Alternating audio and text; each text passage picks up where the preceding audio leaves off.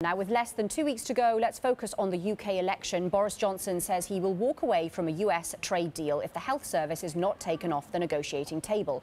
The Prime Minister's remarks come after the opposition Labour Party accused him of being involved in secret talks involving the NHS. Bloomberg's 5-poll average gives Johnson's Conservatives a lead of just under 10 points over Labour. That's down 2.5 points over the past week. Let's get more with Elsa Lignos from RBC Europe and Thanos Papasavvas from ABP Invest. Elsa, what sort of point lead from the Conservatives would make you comfortable that we're going to get a Conservative majority? Some people have said it needs to be at least 10 points. Of course, the latest 5-poll average that I just read kind of puts us on the borderline there.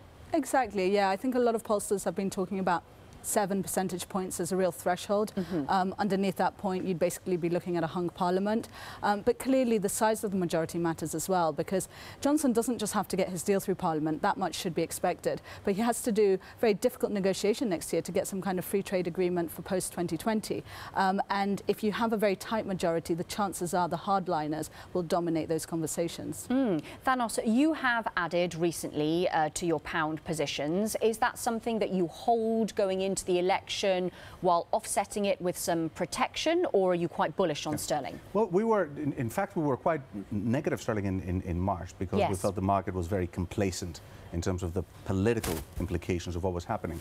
And we went to neutral and turned that to positive in October because we feel that Boris will deliver Brexit.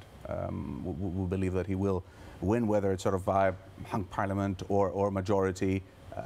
By the end of January, the UK will be leaving. There are going to be some tough negotiations next year, but at least it will clarify some of this ongoing uncertainty, which has been keeping the economy back and also consumer sentiments relatively contained.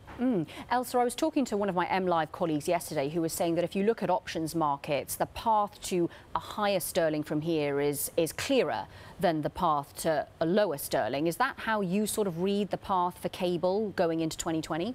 We're in a little bit of a minority on this one, because I know that a lot of our sell-side competitors have been publishing their 2020 outlooks and coming out with bullish sterling calls for the year.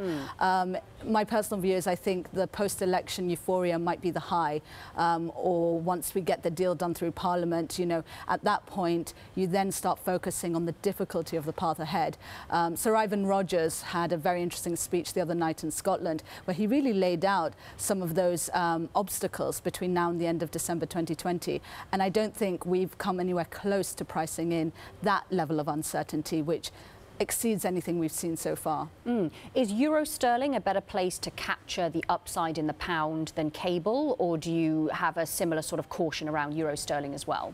So we've actually been looking at it mainly through cable, which is unusual, but I think that also reflects our underlying slightly negative bias on the euro.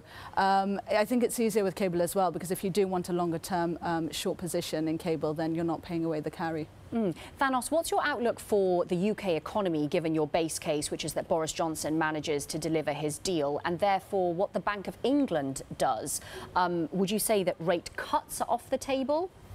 Yes, the rate cuts would be off the table, and generally with a slightly more positive outlook on the 2020 economy. I think that the US Fed, in my view, is behind the curve for next year, and they won't be able to start raising rates in an election year. So that, I think, will gradually see a shift in sentiment across central banks and the bond markets. So I think that the cuts are off the table for 2020. And depending on what the interest rate environment does, we could be potentially for a surprise later on next year. Are you adding to UK equities at all, particularly in the sort of mid and small cap segment? No, predominantly our preference is for Europe and Germany. So that's where our strongest conviction would be. And Elsa, your final thought on Bank of England for 2020, cuts or on hold, or even a hike? I don't see the hike. On hold scenario, I can see why they'd stay put while they wait to see the uncertainty pan out, but if they're going to move one direction, it would be a cut.